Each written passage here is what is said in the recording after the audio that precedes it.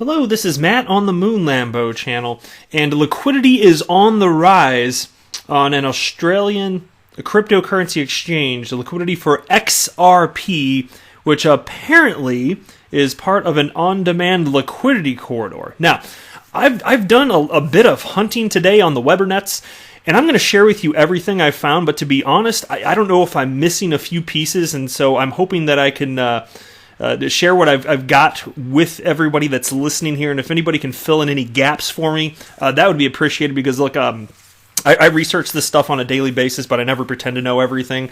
And in an instance like this, I feel like there must be some sort of piece of the puzzle that I'm missing. And my stance is that we should all just try and learn together anyway. So if anybody listening to what I'm about to share with you has any additional insider information, I would genuinely appreciate hearing from you in the comments below. But liquidity is on the rise regardless, so I'm going to share with you that. And there's another story. I just shared one with you yesterday. There's another story about liquidity increasing in other known corridors, on-demand liquidity, in the Philippines and in Mexico also. So I'm going to give you another update on that today, because the good news just keeps on coming, well, other than price, right? People know what the hell they're doing when it comes to buying and selling cryptocurrencies, but the real actual infrastructure that matters, that keeps on trucking here. I'm going to give you an update on SBI remittances, and then I'll wrap up the video with a piece from Daily Hodl titled, Indian Legislator Says Cryptocurrency is Inevitable Despite Ban on Bitcoin. I just found the piece interesting. I'll share it towards the end, but yes, cryptocurrency absolutely is inevitable. It's not going away. I don't care. Even if we're wrong about Bitcoin and XRP, which, I don't think we're wrong about XRP, but even if, crypto is here to stay, my friends. But before we go any further, if you would please delicately tap that like button, and if you are a fan of Ripple and XRP, go ahead and subscribe to the Moon Lambo channel. I got one little thing I need to kind of fix here. In the last video that I put out, I meant to read a tweet that I was tagged in and give a shout out, and I had it on the screen, and then I didn't. And so I felt bad about that, so I got to do this right off the bat so that I don't forget again this time. I gave an update about MoneyGram in an interview that's happening, and then Aiden Trading, fellow XRP YouTuber, wrote, "When Moon," and then after that, XRP Joe responded to Aiden Trading and tagged me. And here's what XRP Joe wrote. Right? Historical TA and mass adoption indicators point towards very soon. I believe we can expect to see as low as 14 cents or lower before we do, however. Then, to the Moon Lambo, which is my little outro line, my dorky outro line. So thank you so much for tagging me there. I got a smile out of that. Anyway, shout out to you, XRP Joe. All right, next here. So here's what I could really use some help with here. So here's what I found. This is cool regardless. It's good news here. This is from Tenetoshi, who is a respected member of the XRP community. He's got a little graphic here, and he wrote this: the liquidity index for Bitcoin markets XRP/AUD. My gut says the commercial use for ODL has begun in late November. Now, Bitcoin markets, for those of you unaware, that is a cryptocurrency exchange located in Australia.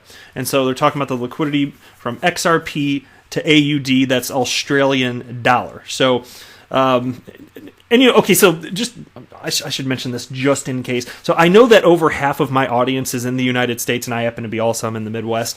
And so there are people, certainly, I know, that are listening in Australia, and this is going to be a no-brainer to them, but there's the Australian dollar, and there's the United States dollar, right? And so they both use the word dollar, don't be confused. Just like there's the Mexican peso, and then there's the Filipino peso. So the reason I wanted to cite that, it'll be made clear in just a moment, but first let me go ahead and pull up the chart here.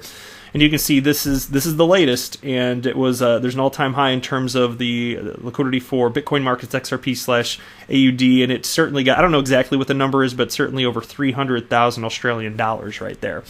And so I went ahead and pulled their website, their btcmarkets.net. I was just curious, and you can see Bitcoin's price at $10,000 and XRP's at 29 cents.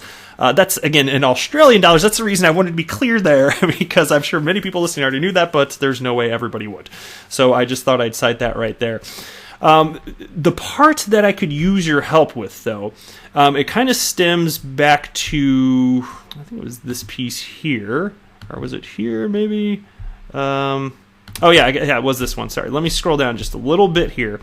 And I reported on this one. Oh, no, actually, I'm sorry. It was this one. I apologize, guys. I thought I had this all properly mapped out here. There we go. Okay. So here's a line from an A&B crypto piece from yesterday. And it reads as follows. The user noted that the address received on-demand liquidity-like transactions from Bitcoin markets, Ripple's on-demand liquidity facilitator in Australia. Now, I went to Ripple's website and I could not find anything about Bitcoin markets being an official on-demand liquidity provider through Ripple. I can't see that they're officially partnered up. I used the Webernets, I got the Googles, and I went ahead and typed it in.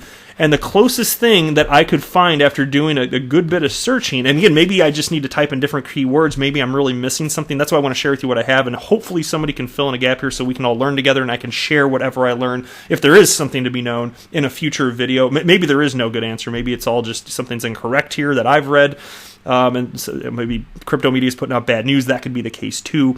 But I found this is the closest thing I found. Australian users of crypto exchange can now make instant deposits with Ripple on-demand liquidity. But this article here from News BTC, it's actually just referencing Flash FX, which is a remittance company utilizing on-demand liquidity, and they're already a known Ripple partner there. And so I don't know. It's hopefully somebody out there can add some clarity to this, but I really did some searching. I wish I had an answer here, but I thought somebody out there listening can probably help or just clarify that crypto media got something wrong about this. It's got to be one or the other. Either way, it's clear based on that data, liquidity is rising. If it's because of Ripple's on-demand liquidity, that would be noteworthy, and that's why I want to get to the bottom of this here. But you can see this piece, too, from A&B Crypto. XRP on-demand liquidity corridor to the Philippines surges while XRP/MXN still leads. The XRP/MXN corridor on Bitso has been marking new all-time highs in terms of liquidity almost every other day. Yeah, it seems like every day. I just reported on this yesterday. The corridor noted a new all-time high on December 11th, 2019, where it reported liquidity of 10 million. According to the last update by the Liquidity Bot Index, XRP/MXN noted 9.02 million liquidity on December 16th. And you can see here's the chart on the screen. Apart from the prominent XRP/MXN corridor, the XRP/PHP, and that's Philippines, of course, gateway has also seen a rise in its liquidity. According to the Liquidity Bot, XRP/PHP noted a new all-time high on December 16th as it reached 1.37 million. So again, despite all the not-so-fun price action that you see occurring on exchanges the world over, liquidity keeps on rising. Utility, as I keep saying, will win the day. I just don't know how long it's going to take. I don't stamp a timeline on it. So anyway, there. All right. Next, here's a piece from A&B Crypto. Blah blah blah blah. A&B Crypto Ripple partner SBI Remit Inc. notes cumulative remittances of over 800 billion yen. So SBI FinTech Solution Company subsidiary SBI Remit Inc., a firm that handles international money transfer services, is in the news after it announced on December 16th that the cumulative amount of remittances had exceeded 800 billion yen.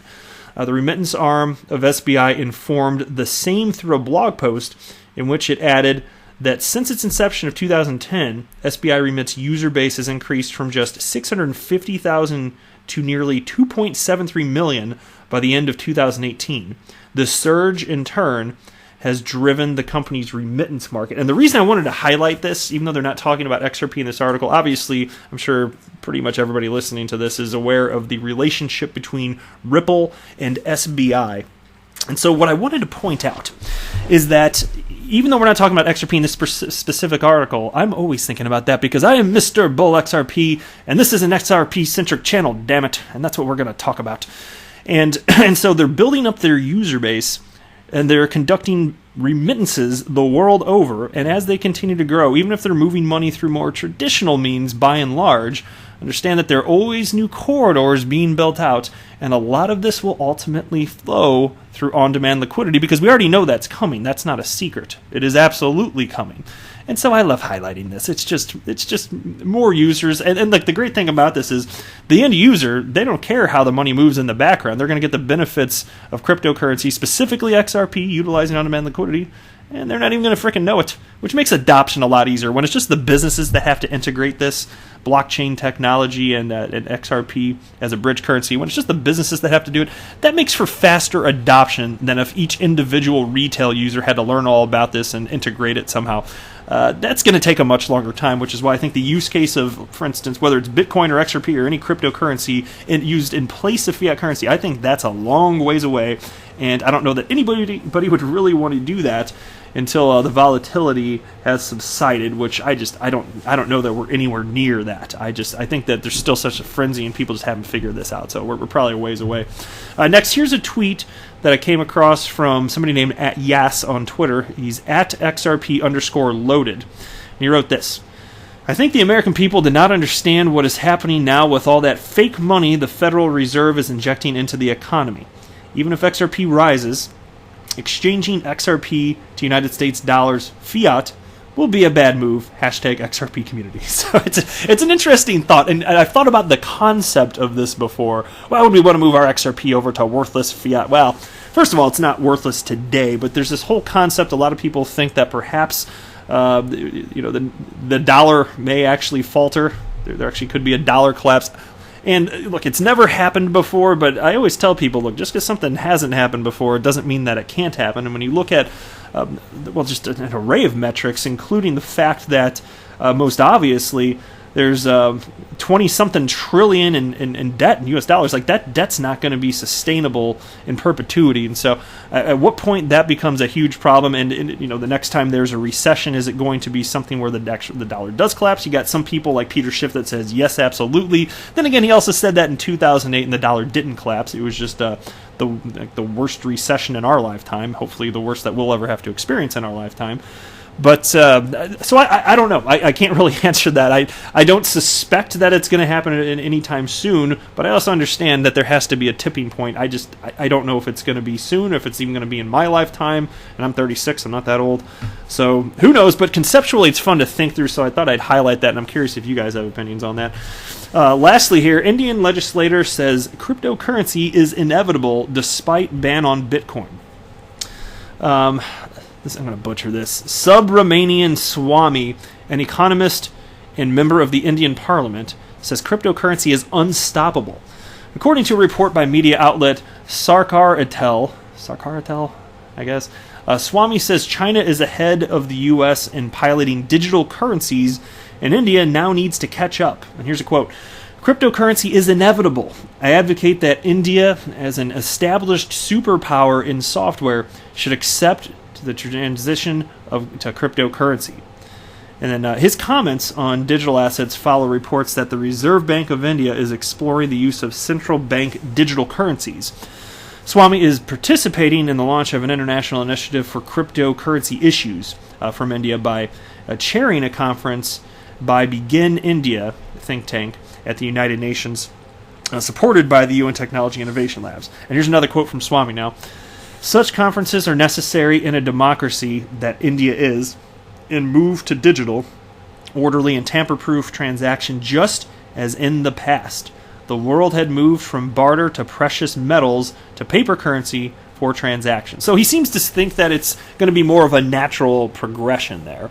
And look, to whatever degree cryptocurrencies are adopted as time passes, look, I don't know to what degree it's ever going to replace fiat currencies. I could see it potentially happening to a certain degree, but I think that it's more so going to be supplemental to fiat currencies. I don't think that the world over Bitcoin or XRP or any other cryptocurrency on the planet is going to replace the use case of the use case that you have just with traditional fiat currencies. I just don't see it.